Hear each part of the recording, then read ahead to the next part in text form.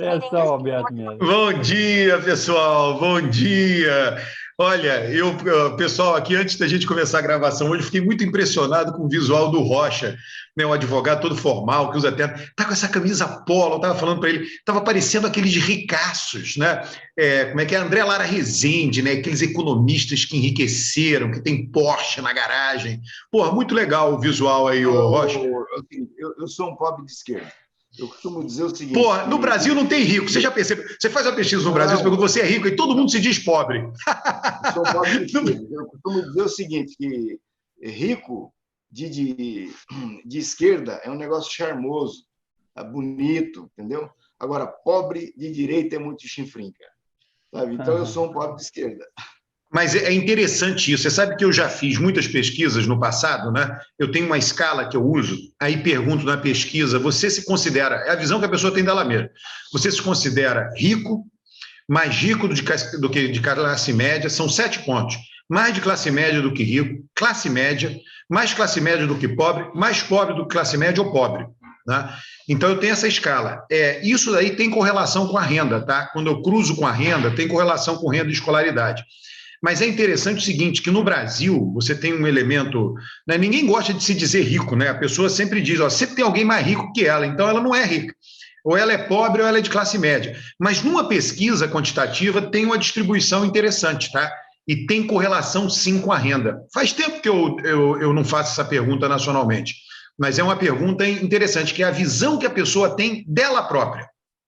E aí depois você mede a visão objetiva, que é aquela classificação de classe, aí pergunta os bens dela, e aquilo bate mais ou menos, né? Aquilo tem uma relação, sim. A grande conquista do capitalismo é convencer pobre a achar que ele faz parte do negócio e ele defender a coisa. Isso começou com Luiz Napoleão, no meados do século XIX, quando ele foi confrontado com o voto universal, né, um movimento grande na França para o voto universal. Aí o Luiz Napoleão reúne os líderes europeus e diz o seguinte: olha, vamos fazer o seguinte, vamos deixar essa gente votar, porque bem enganados, bem enrolados, eles vão acabar votando em nós. E tem sido assim, entendeu? Você vê, pobre é contra a reforma agrária. Ô Rocha, mas deixa eu dizer uma coisa.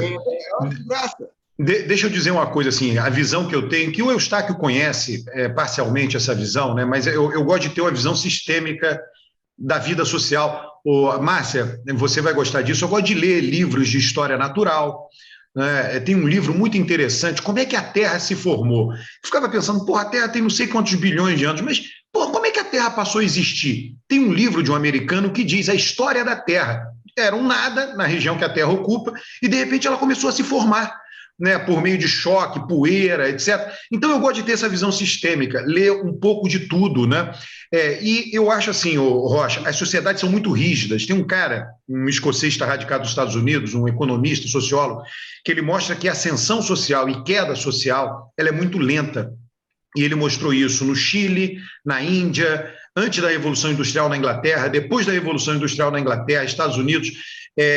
Ele pegou sobrenomes, tá? É um estudo bem legal, né? Está num livro, The Sun Also Rises, né? Que o livro faz uma analogia com aquele título do Ernest Hemingway, né? O sol também nasce, né? Mas The Sun, nesse caso, é o filho, né? O filho também sobe, né? E ele mostra o seguinte, que demora umas 8 gerações, na média, para uma pessoa cair de uma família e para uma pessoa subir. Demora, sei lá, 8 gerações, não, mais do que isso, 800 anos, uma coisa desse tipo, né? E essas subidas rápidas e quedas rápidas acontecem aleatoriamente e por casamento e por mudança abrupta de profissão. Alguém que vinha de uma família de advogados resolveu se tornar assistente social, aí ele cai na escala social, tá? Mas a sociedade é muito rígida, foi isso que eu aprendi. Por quê? Esse cara argumenta, olha, se ela se movesse demais, você corria o risco de entropia. Faz sentido ser rígida, depois que você entende que ela é rígida, entendeu? Ele mostra que é muito... E aí o que eu acho que o capitalismo fez? Tá? Essa é uma visão que eu tenho, de novo, sistêmica, né? Eu tenho um amigo meu que diz o seguinte: a esquerda no mundo inteiro ficou na defensiva. Antes tinha sindicatos organizados, ela conseguia extrair renda dos mais ricos, distribuir renda. A gente pode ver de outra maneira. Tudo que a esquerda sempre quis para o operário acabou acontecendo, né? Quando Marx escreveu sobre os operários, pô, eram um lixo num chão de fábrica, tinha criança. O Manifesto Comunista, Cara, os pontos do Manifesto Comunista foram quase todos... Todos! É uma vitória da esquerda brutal. Você entrava num chão de fábrica, na época de Marx, pô, tinha criança, morria cedo, todo mundo com doença, não tinha assistência médica, tinha aquela casa dos pobres na Inglaterra. Hoje tem muito pouco operário, claro, mas você entra no chão de fábrica, o chão, literalmente, o chão da fábrica é mais limpo que o chão das nossas casas. O chão é branco, o operário chega de carrinho, viaja ao exterior pagando CVC. Então, a grande vitória do movimento operário, né? Não é uma vitória no sentido de acabar o capitalismo, mas é uma vitória no sentido de dar uma vida boa àqueles que eram mais pobres. Agora, significa que eles saíram, mudou a estrutura social? Não. O que o capitalismo faz é empurrar todo mundo para cima, é melhorar todo mundo, porque mudar a estrutura é difícil. Entendeu? É praticamente impossível. Esse cara pegou estudo, ele fez o seguinte: ele pegou Suécia, Reino Unido, ele pegou sobrenomes das pessoas. Depois eu me toquei, ele disse que os sobrenomes dos advogados, aí pegou grupos, tá? Então ele pega as associações de advogados, estudou os sobrenomes por séculos. Tem associações que têm sobrenomes. Associações de medicina, estudou os sobrenomes por século. Universidade de elite, Oxford, estudou os sobrenomes, aquela Uppsala na Suécia, e aí ele mostra que os sobrenomes, a probabilidade de ter um sobrenome determinado lá, ela se mantém alta por 800 anos, 1000 anos. É impressionante. Os sobrenomes de advogados no Reino Unido, na Inglaterra, são sobrenomes duplos. Tem um hífenzinho no meio. Eu nunca tinha percebido isso. E aqueles sobrenomes estão lá na Associação de Advogados há 800 anos. A probabilidade de você encontrar um sobrenome ali é maior, sobrenome daqueles que ele classificou, é maior do que numa outra profissão. Acontece a mesma coisa com judeus médicos nos Estados Unidos. Ele mostra que o sobrenome judeu nas associações médicas nos Estados Unidos estão lá não sei quantos anos, 300 anos. É impressionante isso. Aqui no Brasil, né, o Silva, pretos, com o nome de Silva, José, não sei o quê, estão há 800 anos na miséria. Sim, mas isso daí, não. O que ele vai fazer? Ele estuda a China comunista, a Índia, antes da Revolução Industrial, depois ele vai dizer que isso é uma característica das sociedades, não é uma característica de sistemas econômicos. É isso que ele vai mostrar. As sociedades são assim. É difícil você mover. Porque é muito interessante isso. E quando a gente pensa, faz sentido. Quando você olha para o Brasil, isso também acontece. O filho do advogado tem uma chance de ser advogado. Eu cuidei para que nenhum meu fosse advogado até agora, que é uma desgraça, né? Você que nem o Eustáquio, tem aquela chorando de barriga cheia, aquela música do Zeca Pagodinho, né? Que coisa mais feia, tem gente que vive chorando de barriga cheia. Não, mas é mais ou menos natural. É natural, se tu tens um convívio dentro de uma bolha, que teus filhos... Eu tenho uma colega que também é física, que diz assim, olha, ela era filha de físicos. Ela só conhecia físicos. Então, para ela, só existia aquela profissão quando era criança. Olhava em volta, todo mundo exercia aquela mesma profissão. Então, há uma tendência também de tu ficar na profissão que era do teu pai e da tua mãe. A menos essa população, assim, vamos dizer, deseducada, em que tu precisas desses instrumentos de ação afirmativa. Então, ação afirmativa é colocar gente nas universidades em locais onde não estava, é muito importante. Tu entrar no local que em volta, eu não faço parte. Eu vim da escola pública. Então, quando eu entrei, não existia cota naquela época, eu olhava em volta e dizia, mas o que assim, meus colegas todos vêm das escolas privadas gaúchas, tá? E tem todos uma característica, né, dessas escolas privadas, que todo mundo nasceu para ser gênio, brilhar e fazer sucesso, e eu não entendi aquilo era um universo muito distinto, assim, do meu universo particular da escola pública. Então, assim, o único jeito de tu vencer essa, vamos dizer, ascender, é a educação e viabilizar para esse contingente que não tem acesso, né? Meus pais não tinham ensino superior, né? Ter acesso é conseguir entrar na escola pública de alguma maneira e conseguir ter apoio, ou através de FIES ir para uma escola privada e ter acesso, é a gente viabilizar esse acesso para a diferença, né? Então, isso é um movimento. Ô, Márcia, deixa eu só comentar, peraí, Eustáquio, esse livro, eu vou até colocar aqui o livro para vocês verem, né, a capa dele, do autor. Esse livro é o seguinte, Márcia, ele dialoga com isso que você acabou de falar. Ele vai dizer o seguinte, todas essas políticas, elas não mexem no agregado da mobilidade social. É interessante que ele vai fazer a crítica, perdão, está errado, ele vai fazer a crítica à direita e à esquerda. Tá? Ele vai dizer o seguinte, o argumento da esquerda de que política social altera a mobilidade social não se verifica. Tá? E ele vai dizer, o argumento da direita de meritocracia também não acontece. Não existe ascensão social ou queda social, ascensão por mérito ou queda por falta de mérito. É isso que ele vai mostrar. É muito interessante, viu? Ele quebra esses mitos. Olha, o livro é esse aqui, ó. The Sun Also Rises, do Gregory Clark, tá? Surnames and the History of Social Mobility, né? A história da mobilidade social por meio dos sobrenomes. É uma amostra muito pequena, 1% daquela sociedade, mas é muito revelador disso. O Gessé, naquele livro dele, A Ralé Brasileira, ele aborda isso bem também. E aí ele faz a linguagem da herança, né? Quer dizer, o filho do médico, né? Um cara bem-sucedido na sociedade, um empresário, quando ele quebra, né? Se ele for à falência e ficar sem dinheiro, ele vai deixar para o filho a herança cultural, né? E o filho do catador de papel, quando ele morrer, ele vai deixar para o filho dele a herança cultural dele, que é catar papel. Entendeu? Então, numa sociedade como a brasileira, efetivamente, se você faz um movimento de inclusão social forte, você faz diferença, né? Faz diferença. Eu imagino que na Suécia, na Noruega, não, mas aqui faz.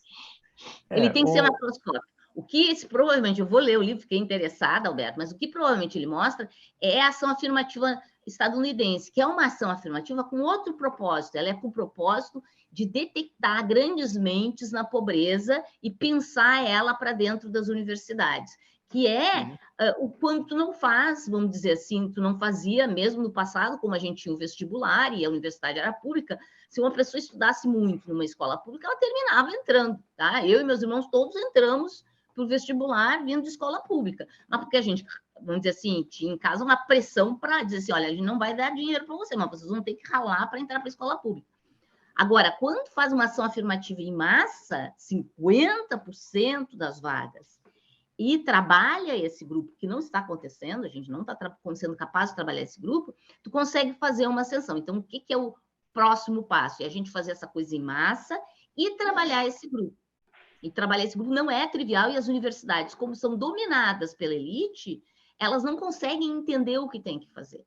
Tá? Ela deixa entrar, mas aí ela expulsa do laboratório, porque aquele aluno, aquela aluna não consegue vir sábado e domingo, quando não tem ônibus para trabalhar no laboratório, e expulsa do laboratório. Então, assim, a gente tem que fazer um trabalho aí para viabilizar. Quer dizer, tem um trabalho além do ingresso, que é isso que já aconteceu com as cotas, tem um desafio muito importante, né, para o próximo governo de viabilizar economicamente que a gente consiga integrar essas pessoas. E ao integrar, vai ter uma revolução que já começa a aparecer detalhes na universidade, que é a mudança curricular. Porque se tu traz pessoas que vêm de outra história, a história delas tem que também ser contada.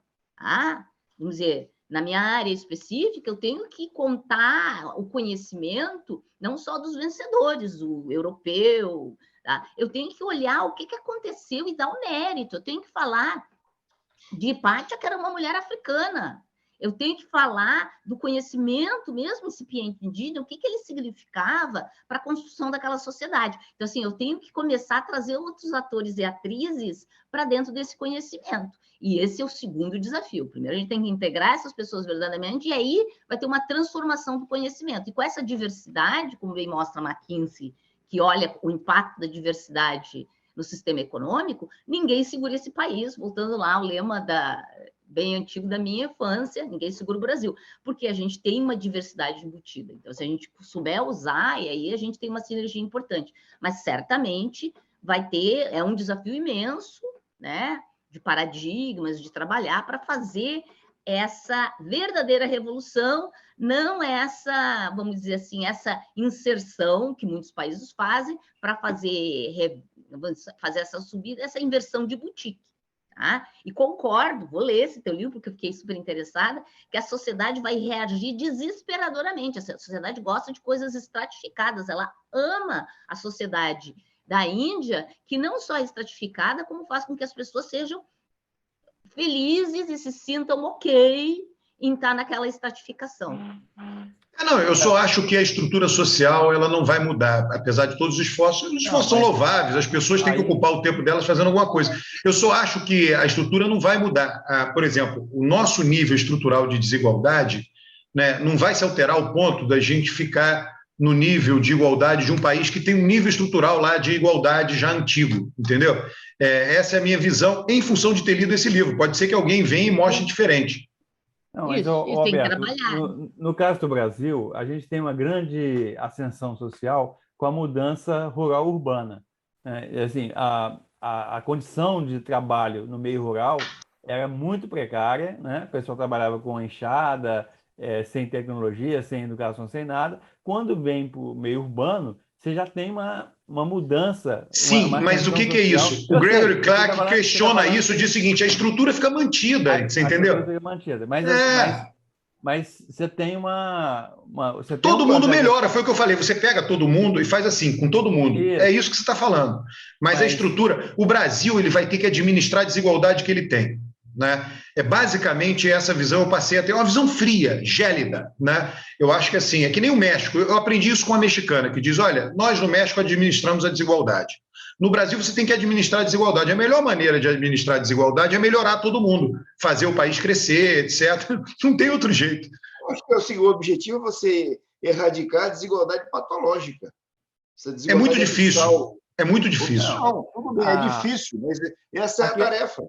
Entendeu? Não podemos E mais que isso, essa conformidade do México, ela é uma desigualdade só subir, isso não vai fazer o flip-flop que o México precisa fazer, porque ela é desigualdade, ela tem cor, ela tem pele, ela é indígena, o pobre é indígena. Aqui também. Não, veja só, o que a gente precisa, numa democracia, o que precisa é dar igualdade para todo mundo do ponto de partida. O ponto de chegada depende do esforço da pessoa. Mas se você der igualdade no ponto de partida, né, isso aí a sociedade administra.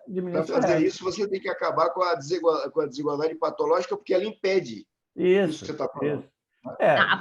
A palavra-chave aí é equidade. Equidade significa, enquanto eu tiver uma sociedade que se tu nasce numa família rica, tu tem mais oportunidade do que se tu nasce numa família pobre, eu tenho que dar medidas compensatórias, tá? Que é isso que os Estados Unidos chama ação afirmativa. Eu gosto muito mais de medidas compensatórias, porque elas dizem exatamente isso. Se tu partiu de um ponto pior, eu vou te compensando. E eu vou te compensando para te dar, assim, tipo o carro que não está pegando e tu tem que pegar no tranco. Eu vou te dar a possibilidade de tu pegar no tranco. Mas, Márcia, eu tenho outra perspectiva, que é o seguinte: é ter política universal.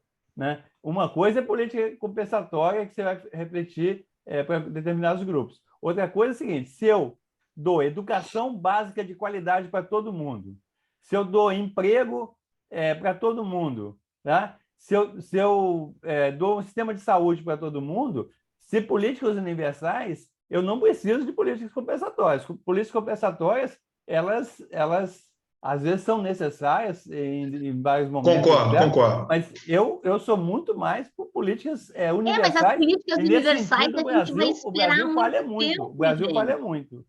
O que o Eustáquio está falando...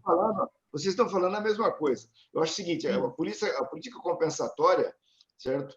Ela é necessária, né, em certas circunstâncias, né? Como no Brasil, por exemplo, você tem que ter uma política compensatória para negro, né? Não tem como não ter, certo? Tem que ter, e por longo tempo, não é só por 30 anos, talvez por se você fizer, por exemplo, a educação, se você fizer uma boa educação de base universal, você não precisa de política compensatória para aquele grupo.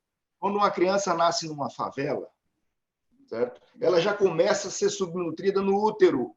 Essa conversa aí então, não vai funcionar. Ela já vai chegar lesada na escola. Eu estou dizendo o seguinte... política compensatória. Não, mas veja só, se eu tiver política universal, que é o seguinte, saúde universal, educação universal, emprego universal, né? Moradia universal, eu não preciso de compensatória. O problema é que é o seguinte... No dia que tiver tudo isso, eu concordo com você. Isso. Como não deixa tem, eu dar um exemplo. Como não tem e como vai demorar muito a gente ter essas políticas, aí a gente precisa de fazer o compensatório. Gente, e tem um exemplo muito claro de que assim, ó, a gente precisa transformar também a cabeça da sociedade, tá? Meio isso, teu meio te impacta. Tem um teste que foi feito com uma centena de pesquisadores em que tu manda 2 currículos para eles avaliarem, tá? Só que é o mesmo currículo. Tá? Então, alguns recebem o currículo A e outros recebem o currículo B, mas é exatamente o mesmo currículo. Só que eles colocam lá, no cima do primeiro currículo, o nome John, e no outro currículo colocam o nome Jennifer. Aí avalia o resultado da avaliação do John e da Jennifer, que é o mesmo currículo. A oferta salarial do John é maior, o John é muito melhor, ele é mais esperto. Ah, mas a Jennifer se expressa um pouquinho melhor. Ou seja, as pessoas na avaliação, o resto da vida, elas carregam seus preconceitos. Então, junto com essa universalidade, que obviamente a gente precisa construir, a gente também precisa trabalhar a sociedade. Sociedade para ela entender que essa carga social, que é a pessoa que vem da favela, que não só está para trás porque ela não tem essa rede de apoio, ela vai ter mais dificuldade. Foi feito durante a pandemia um teste com pessoas que trabalham na universidade, professores, pesquisadores, da produção deles durante a pandemia. Como é que foi a produção? Os homens brancos, aqui em cima, conseguiram produzir igual antes, não sofreram nada. Baixa, desce, aí vem as mulheres brancas com filhos. Sem filhos, as mulheres brancas com filhos, as mulheres negras sem filhos e as mulheres negras com filhos. Por quê? Porque a rede, o resto desse meio, isso justamente que o Alberto estava falando, se tu vem numa família rica, tu tem um meio que te apoia, é diferente, tá? Então, junto com ter políticas públicas, eu tenho que entender toda essa outra rede. As outras redes de apoio que as pessoas têm, elas também afetam onde elas estão e como elas estão crescendo. Então, assim, o emprego vai ter que olhar também o entorno das pessoas. Tá? E é isso que eu chamo de medidas compensatórias, é entender que essa pesquisadora negra, que está numa família mais pobre, ela não tem a mesma rede de apoio que a pesquisadora e o pesquisador brancos, né, com filhos. Eles não têm. Eles têm um outro, como a gente chama em física, outro critério. Se você tiver política para creche para todo mundo, esse é um problema que resolve. Se você tiver política de transporte bom para todo mundo, você resolve. Se você tiver política, a internet for boa para todo mundo, você resolve. Agora, como não é, aí começa a fazer um punhado de coisinha para compensar. Mas assim, a gente vai ter que compensar e construir em paralelo as políticas universais. Entende? A gente vai ter que fazer as duas coisas, porque eu não vou ter tempo para esperar essa construção da equidade.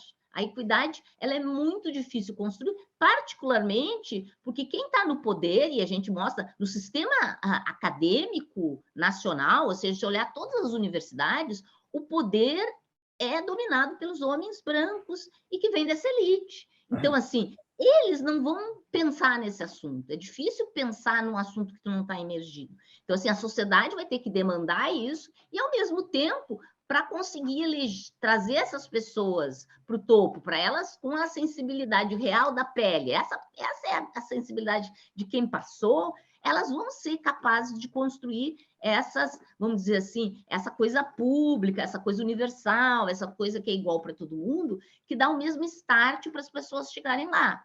Eu ia falar o seguinte, Márcio. Rocha. A sociedade, só um minuto, Alberto, a sociedade precisa ser convencida disso. Certo? Porque é o seguinte, quando você instituiu o uso do cinto de segurança, a sociedade teve que ser convencida a usar cinto de segurança, parar de fumar no avião, em locais fechados, né? Então, o teste do pezinho, né? A sociedade precisa ser convencida das coisas, certo? Porque nós introduzimos o sistema de cotas no Brasil, certo? E teve aqui no Paraná um promotor, um cara do Ministério Público Federal, que entrou com ação contra as cotas, que achava um absurdo, né? Quando começou as cotas. Hoje a sociedade está... Então, a sociedade precisa ser convencida. Por quê? Eu digo o seguinte, eu uso muito o exemplo dos médicos. Eu tenho uma filha que se formou em medicina, está fazendo residência. E eu comecei a olhar muito para esse universo aí, né? Por exemplo, os médicos têm um mau humor com os governos do Lula e da Dilma. Por quê? Porque eles criaram muita vaga nas universidades de medicina, entendeu? E começa a ter uma quantidade maior de médicos no país. E eles ficam putos com isso, certo? Porque isso, na cabeça deles, é isso que vai precarizar a profissão de médico, né? Eles não conseguem enxergar quais são os defeitos estruturais que os torna fonte de exploração, né? Um médico tem que fazer não sei quantos plantões, se matar para conseguir ganhar um dinheiro, né? E aí o que eu digo? Esse cara, ele é de direita, é um cara explorado de direita, ele não consegue ter noção do problema dele. Então, a sociedade precisa ser convencida de que as pessoas têm que ter, o que o Eustáquio está falando, tem que ter um ponto de partida mais ou menos igual, né? Isso tem que valer para todo mundo. Agora, para fazer isso, a sociedade tem que ser convencida também, né? Não é fácil, não. Olha só, deixa eu mostrar para vocês, para enriquecer aqui, ó, o que eu fiz no livro A Cabeça do Brasileiro. Estão vendo isso aí? Ó?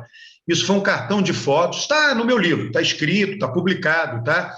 Um cartão de fotos com escala, né? E nós perguntamos para as pessoas qual a cor de cada um deles, preto, pardo ou branco, que é a classificação que está na nossa certidão de nascimento, classificação oficial do IBGE. Perguntamos várias coisas, qual desses parece ser mais pobre, qual desses parece ser um criminoso, qual desses parece ser um advogado, qual desses parece... Está tudo lá, está tudo, né? E depois fizemos outras variações, com qual você gostaria que sua filha casasse, aí tem outras variações que coloca a profissão no meio, né? Qual desses parece ser um nordestino? Respondam aí, qual desses aí parece ser nordestino? Vocês sabem. Vocês sabem. Isso daí tem padrão. Qual é, Eustáquio? Diz aí, qual o número aí? Qual desse é o nordestino? O nordestino é o 7. É o 7. Todo mundo diz, é o 7, é nordestino. E, em segundo lugar, o número 2. Né? São os que parecem ser nordestino. Em primeiro lugar, disparado o número 7. Em segundo lugar, o número 2. A classificação no Brasil é a mesma. Primeiro mito que caiu, que a cor muda conforme a região. Um cara que pode ser considerado, né, branco no Nordeste, o pessoal do Sul vê como pardo. Não é verdade. A classificação é estável no Brasil inteiro, isso tem um caráter de objetividade. Agora, o que eu descobri? Tem os pardos aí, tá? O pardo é o número 6, 2 e 3, para a grande maioria. Eles são mais vítimas de preconceito do que os negros e do que os brancos. Os brancos, o preconceito é positivo, né? Mas as maiores vítimas de preconceito pela pesquisa são os pardos e não os negros, tá? Negro. O pardo é que sofre mais. Agora, isso é adotado em alguma política pública? Não, né? É tudo misturado, o Brasil não tem criatividade nenhuma, importou as coisas americanas, então tem lá, aí tem a origem africana, não é um país sem criatividade. Então, você botou essas fotos aí, se você podia ter colocado um chinês e um japonês aí, certo? Mas sabe o que é o... Por quê? Você sabia que o passaporte brasileiro é um dos mais cobiçados do mundo? Sim. Tá? E onde é que está gaúcho? Não tem gaúcho nessa tua foto. Não, o que acontece é o seguinte, isso daí é a classificação de cor do IBGE e da nossa certidão de nascimento. Então, né, não tem gaúcho na classificação da nossa certidão de nascimento. O que acontece? Né, o que acontece? Nós temos um eixo que é um eixo de cor de pele e raça, que é preto, pardo e branco. O outro eixo, amarelo, indígena, é um outro eixo, não tem nada a ver com esse eixo. Né? Então, a gente quis testar este eixo exclusivamente, tá? O indígena, por isso que a gente fala raça cor, porque as outras são cor. Amarelo, preto, pardo e branco são cor. O indígena é etnia. Então, por isso que a gente fala que o IBGE classifica cor-raça. Cor-raça, porque a maior parte é a cor e o indígena é etnia. Você sabe que, por falar nisso, o Lula anunciou que vai criar o Ministério dos Índios e vai entregar o Ministério para os índios. Beleza. Maravilha. Olha só, essa semana foi semana.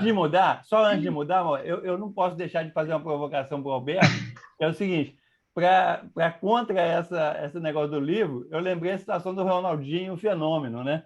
O Ronaldinho Fenômeno foi jogar no Cruzeiro, era o Ronaldinho do Cruzeiro. E depois ele ganhou tanto dinheiro que ele comprou o Cruzeiro. Então agora é o Cruzeiro do Ronaldinho. Então é uma mudança completa aí da ascensão social. Olha, essa semana foi a semana de entrevista do Jornal Nacional, né?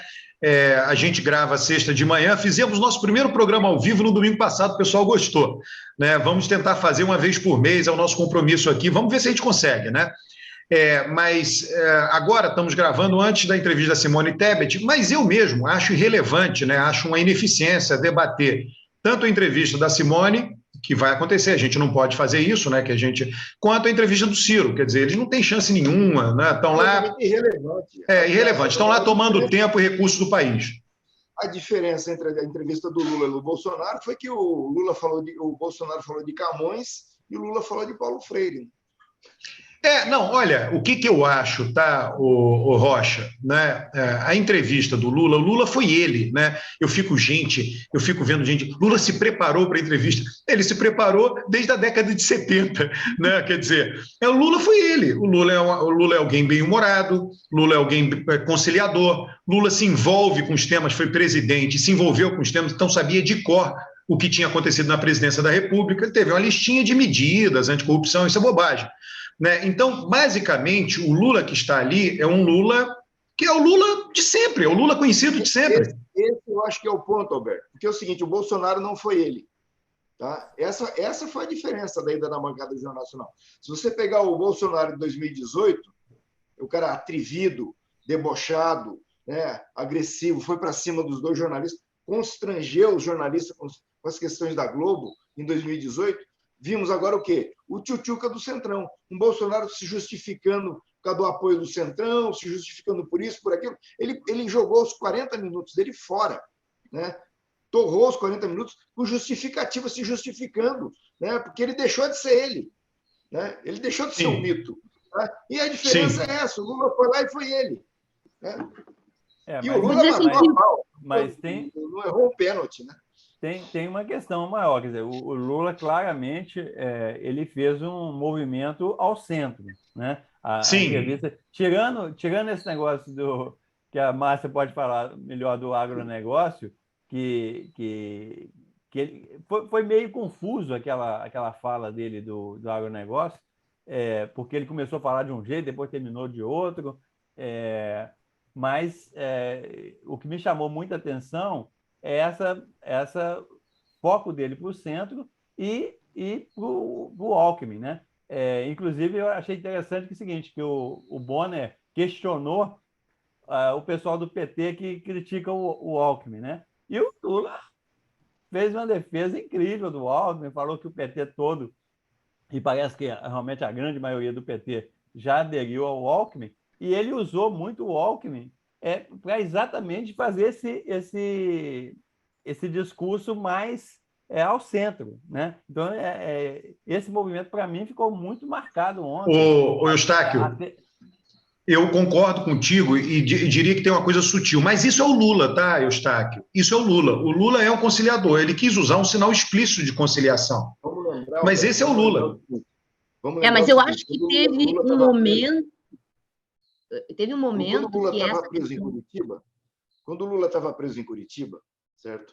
Você tinha um Lula radical, tá? Tanto que as pessoas começaram a se preocupar com isso. O Lula quando ele começou a dar aquelas entrevistas, ele sentava a madeira em todo mundo, batia em todo mundo e tal. E isso, tanto que quando ele saiu, ele fez o primeiro discurso dele aqui em Curitiba na vigília, e depois ele foi para São Paulo fazer o discurso lá no Sindicato dos Metalúrgicos, todo mundo ficou preocupado com a pancadaria que era o Lula. Certo? É verdade. O que era aquilo ali?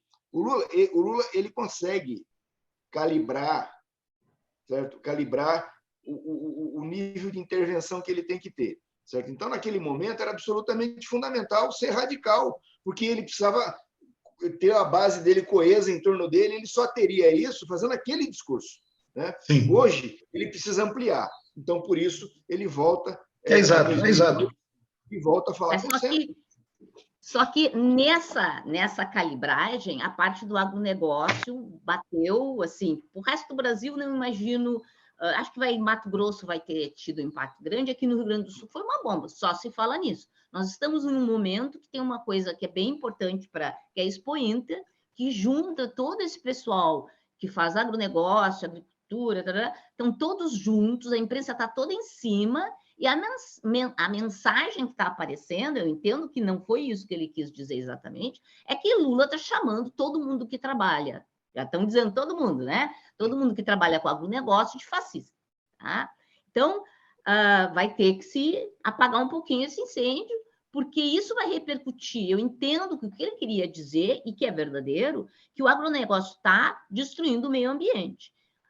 E que a gente tem que trabalhar esse assunto. E sim, temos que trabalhar esse assunto, porque, por exemplo, mesmo o agronegócio aqui da região sul, né, até aí a região do Paraná, está contaminando o aquífero Guarani, tá? Que é esse grande reservatório de água que a gente quase não usa aqui no sul, mas que é um reservatório importante. Ele já aparece com contaminação de agrotóxico. Então, assim, tem que chamar a atenção disso, mas isso não significa que todo mundo que atua nessa área é fascista, porque isso vai fazer com que pessoas que até poderiam ter uma certa simpatia e ter um diálogo, lembrem, o Rio Grande do Sul, na última pesquisa, teve uma maioria para o Lula, tá? Essas pessoas potencialmente vão recuar. Estou muito curiosa para ver o quão isso impactou, vendo a próxima pesquisa de opinião, ver o que acontece com o eleitorado gaúcho, porque isso não só repercutiu de ontem, mas vai ser um comentário dessa feira durante, possivelmente, a feira inteira. Eu acho o seguinte, esse deslize que estão atribuindo ao Lula no debate de ontem, ele apesar da fala meio enroscada na questão do agronegócio e do MST, o raciocínio dele é claro. E ele vai esclarecer isso durante a semana, vai começar a falar sobre isso e vai resolver.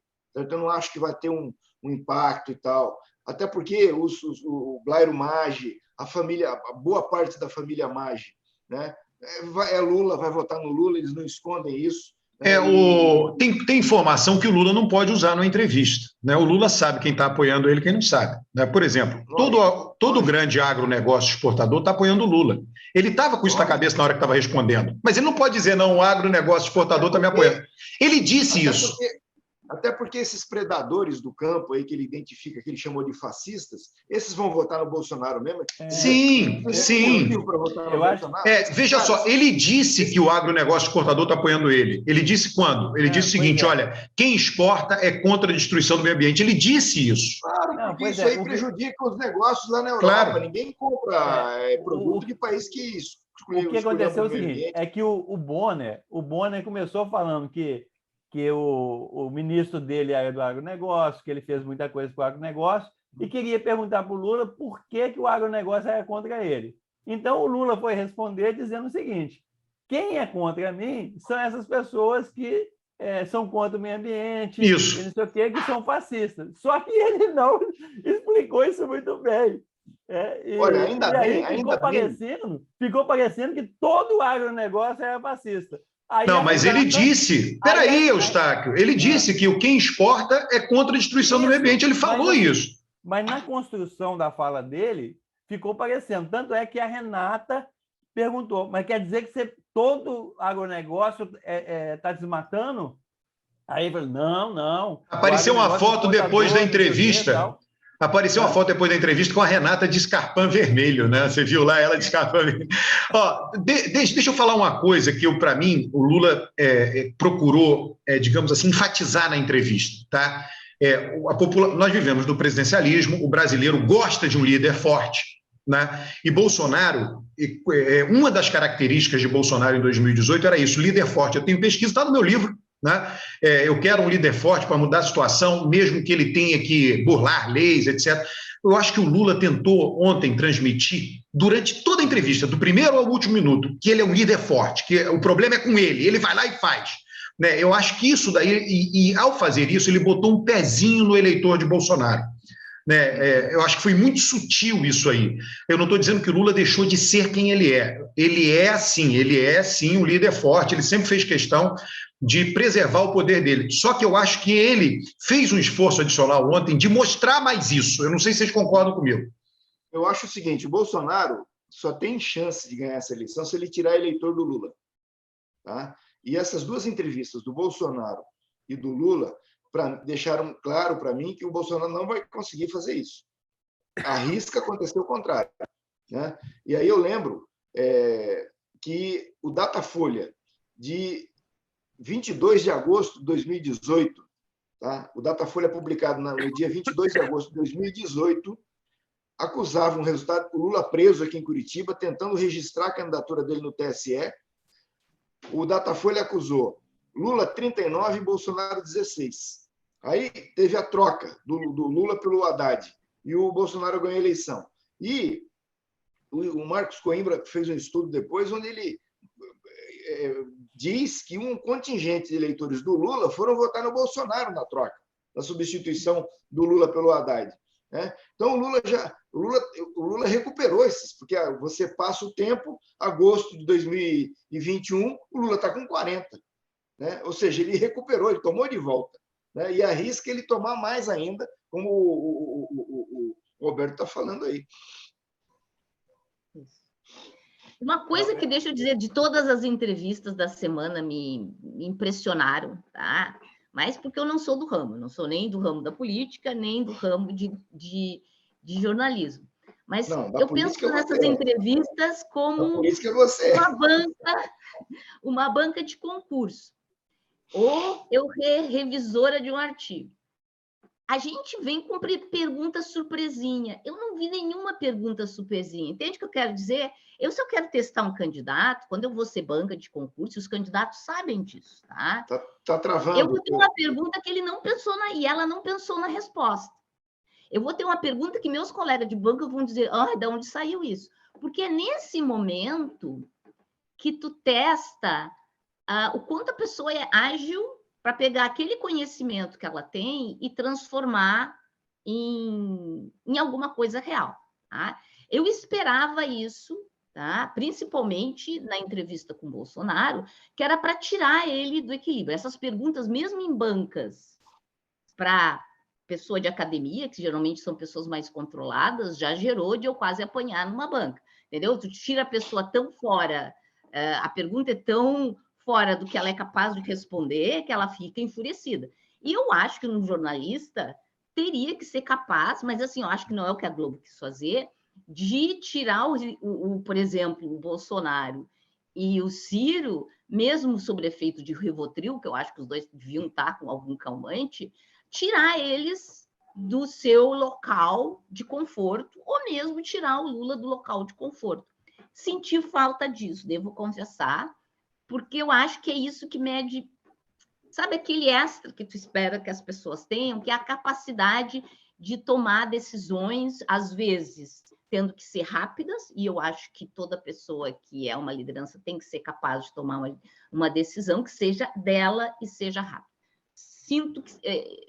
Senti falta disso, tá? Foi muito pergunta do que eu imaginava que ia ser, as perguntas eram contundentes, mas não teve nenhuma novidadezinha, nenhum segredinho assim de última hora para deixar a pessoa mais desconfortável. Márcia, eu vou te indicar para a bancada do Roda Viva, você fazer umas perguntas no Roda Viva. Mas é dizer, entendeu assim, essa que é a arte, tu entende? Tu sente, não é fundamental para a pessoa passar, mas aí tu distingue aquela pessoa que vai ser um profissional e a pessoa que vai ser uma liderança. É essa capacidade de, não, é isso que a gente vai fazer aqui. Pega tudo que conhece e se joga, ou fica tão irritada que quer bater Rocha, na outra pessoa. Isso aí é a pessoa que tem milhares de bancas, assim, que a pessoa já tem experiência de...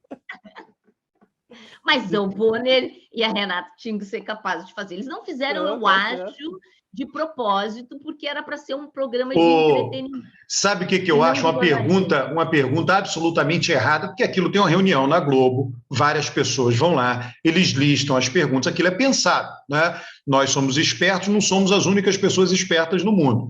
Né? Como é que eles decidiram fazer a pergunta? O Alckmin está sendo rejeitado pela militância. Mas, meu Deus, a resposta do Lula, o Lula deu uma pancada dura, disse, olha, Bonner, eu acho que a gente está vivendo em mundos diferentes. Cara, simplesmente não tem isso. Teve lá no início, quando foi o Alckmin, novembro do ano passado, Rui Falcão deu entrevista, o Alckmin foi num evento com sindicalistas em São Paulo, não teve vaia nenhuma.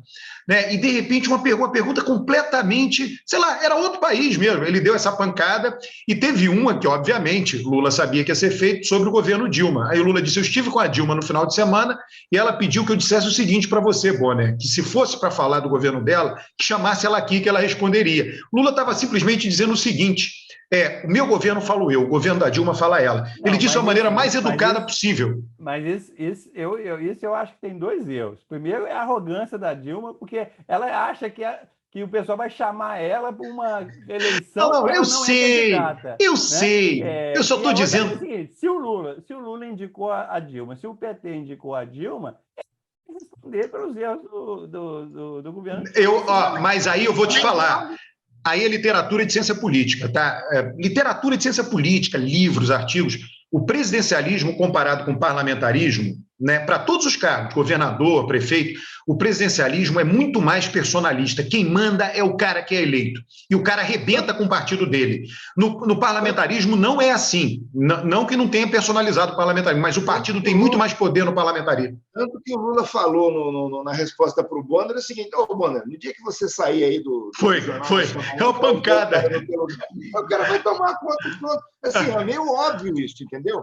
As pessoas ficam falando, eu acho,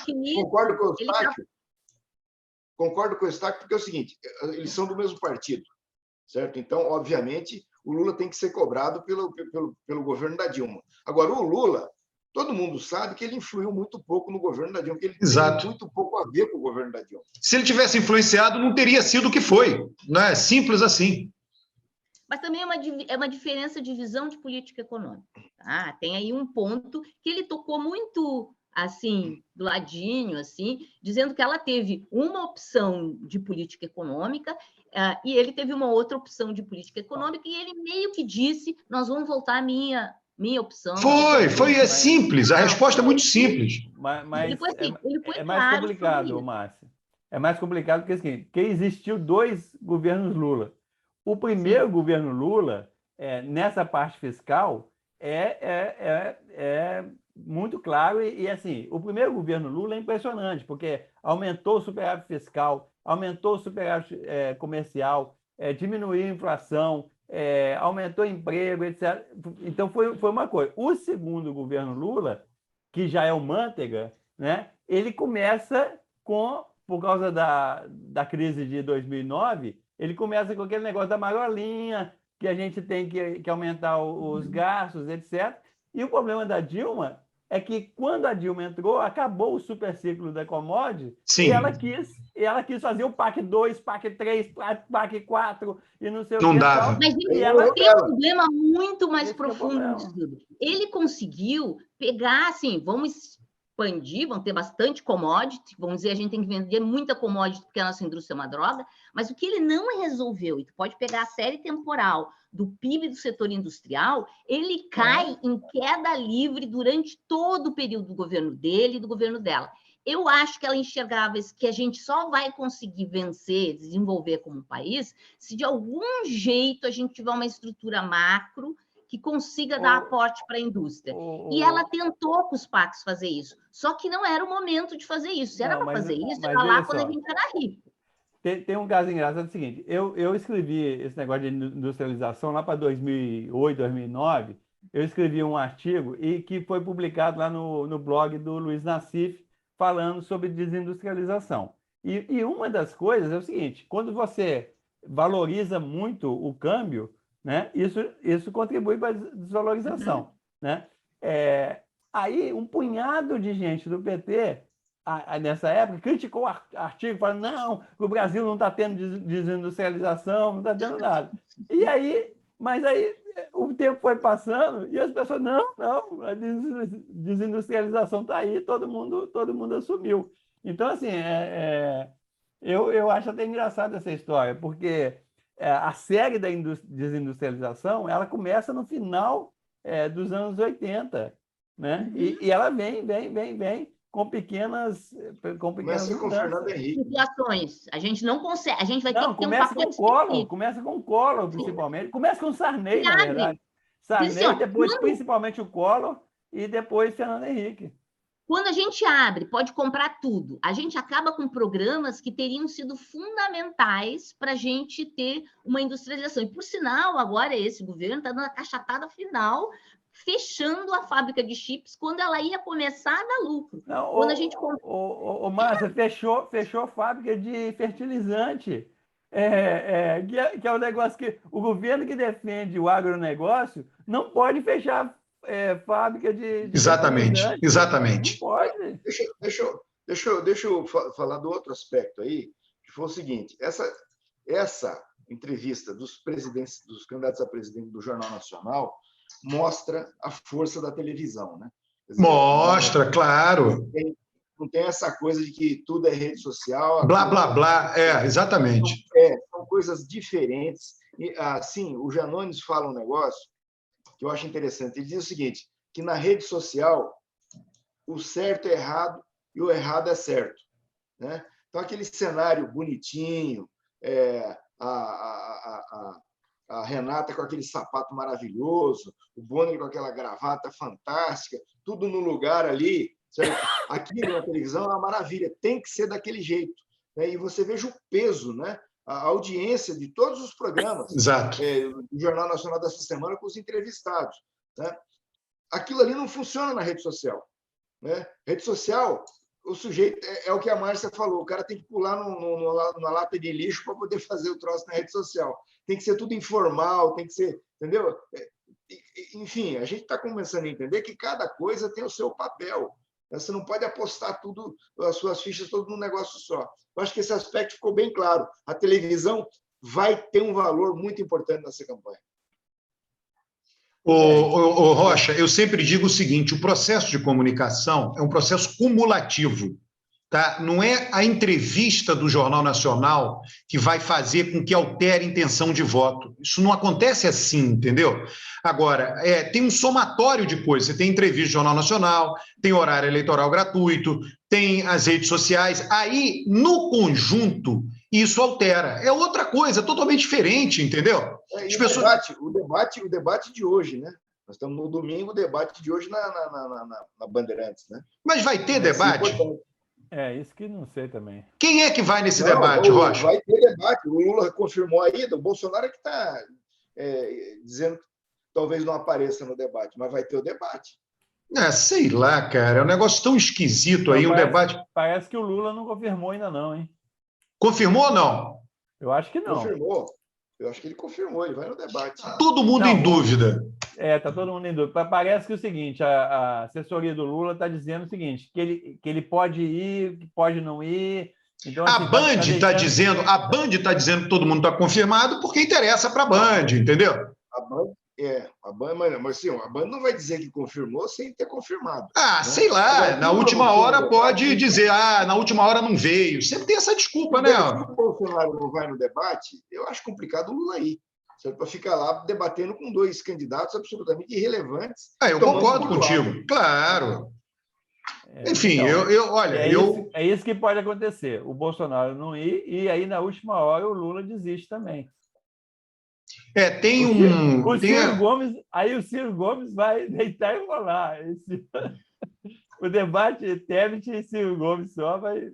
Um debate inútil, né? Ontem alguém, depois, a quantidade de postagem no Twitter é engraçada. Teve uma boa hoje. Eu mandei para vocês no grupo de hoje, né? O Lula se preocupa tanto. O Lula se preocupa tanto com os sofredores que até do Vasco ele falou ontem. Aquilo ali é bem interessante. E é verdade, né? Quem é que mencionaria o Vasco numa entrevista de Jornal Nacional? Só Lula mesmo.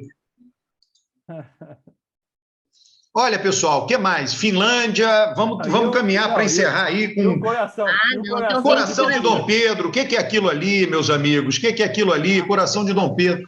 Aquilo ali que o pessoal fala, além de ser uma coisa mórbida, né? Você trazer o coração de Dom Pedro é um marco da necropolítica, né? É você transformar a morte no centro de uma festividade de 200 anos. Eu nunca imaginei um negócio desse. A gente que tristeza, né? Recebendo o coração de Dom Pedro com honras de Estado. Que loucura, que loucura. Que loucura é isso. Que loucura. Né? Eu acho interessante. Isso era uma coisa que, na época que foi feito, fazia sentido, né? Sei lá, preservar. Está dando eco aí. Mas é alguém que está usando aí aí o que acontece? Na época que isso foi feito, preservar o coração, é uma coisa que fazia sentido. Hoje perdeu o sentido. Houve uma mudança cultural muito grande que perdeu o sentido, né?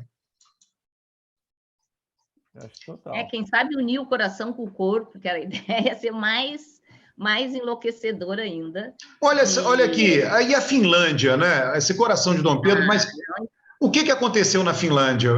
Alguém pode narrar aí?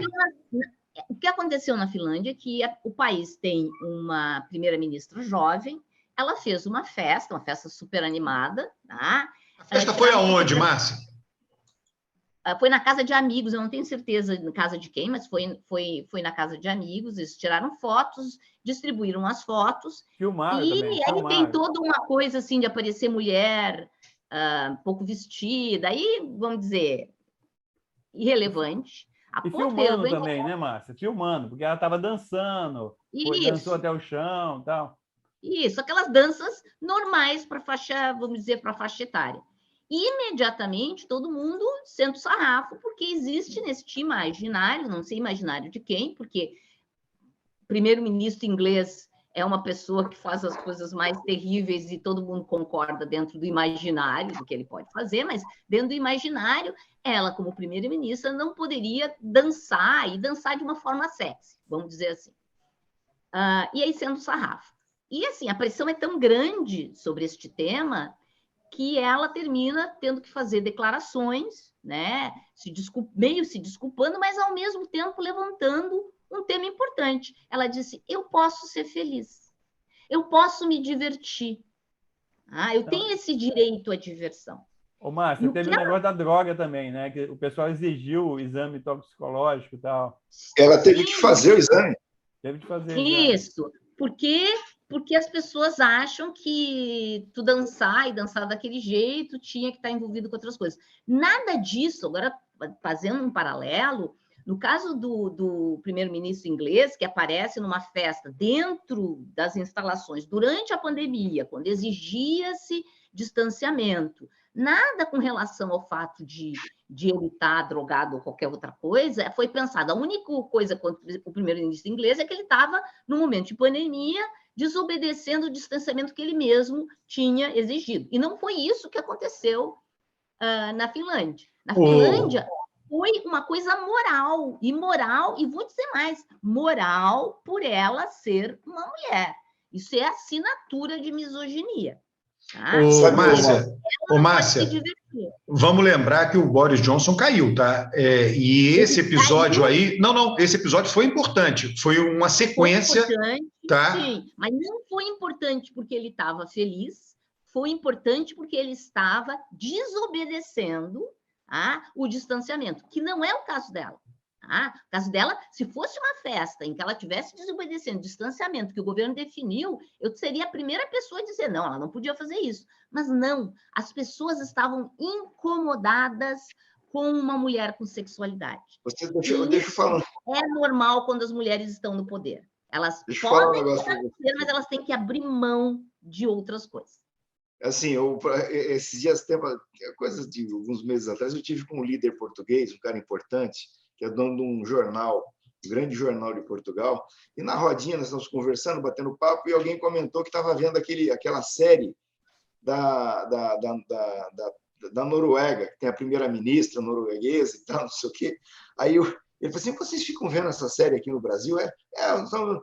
Me explicou o que tem de interessante na vida de uma primeira-ministra da Noruega.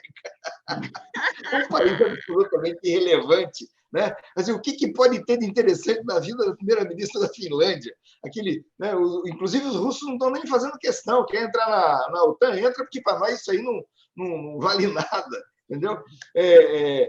Eu acho que esse episódio, além disso que você falou, que de fato expõe, né, essa má vontade que as pessoas têm com as mulheres no poder, tiveram muito com a Dilma aqui, né? Muita coisa. Mas eu diria o seguinte: o mundo está entregue a pessoas despreparadas, né? Eu vi, não é por causa do episódio da dancinha, não. Essa mulher é uma despreparada, completamente despreparada, né? Como esse ministro, esse cara que está na Ucrânia. São vários líderes, certo? São pessoas. O mundo está entregue na mão de gente desqualificada. Rocha, eu queria falar mais ou menos o que você está falando, mas recolocar isso. Sabe o que eu acho? No passado, as pessoas tinham um certo respeito, um certo decoro. Tá? Que isso daí está acabando. Você vê o primeiro-ministro britânico com total falta de decoro. Né? Sei lá, o poder exige uma sobriedade. Né? Eu me lembro, né? Inclusive, muitos cuidam disso em todos os lugares do mundo. Tancredo Neves falava isso: nunca apareça em público com um copo de bebida. Tancredo Neves falava isso. E Tancredo Neves tinha até coisas que ele fazia o seguinte: qual era o time de futebol de Tancredo? América Mineiro. Ele não queria ser nem Cruzeiro nem Atlético. Né, queria estar com a minoria. Então, veja só, existe um decoro público, né, que Bolsonaro acabou com isso, Trump acabou com isso, Boris Johnson acabou com isso. Esse cara da Ucrânia foi fazer foto na revista Vogue. O que eu acho é que a primeira-ministra da Finlândia tem uma coisa que antecede, é não ter o decoro da seriedade, da sobriedade que a política exige. Roberto, mas vamos não importa, ela não é uma pessoa privada mais. Veja só, o Tancredo tinha uma amante. O Tancredo tinha uma amante. O Mitterrand também. Todo mundo sabia da amante. O Mitterrand tinha uma outra família, tinha duas famílias, ele era bígamo. As duas foram no enterro. E ninguém falava nada. Então, mas você tinha um decoro, a pessoa fazia. Você não tem decoro mais. Se você é uma pessoa pública, muda tudo. Se você é uma pessoa pública, muda. Você deixa de ter direito de fazer algumas coisas. Roberto, isso não é decoro. O Mitterrand tinha duas famílias e a mídia não falava nada. E aí a primeira-ministra da Finlândia vai dançar. Pessoal, e vira uma revolução mundial. Já chegou uma hora de programa. Até a próxima. Nós só vamos terminar. Censurado. Não, com a Márcia dançando em homenagem à primeira-ministra da Finlândia, porque a população da Finlândia colocou vídeos, todo mundo dançando. Dançando, Márcia!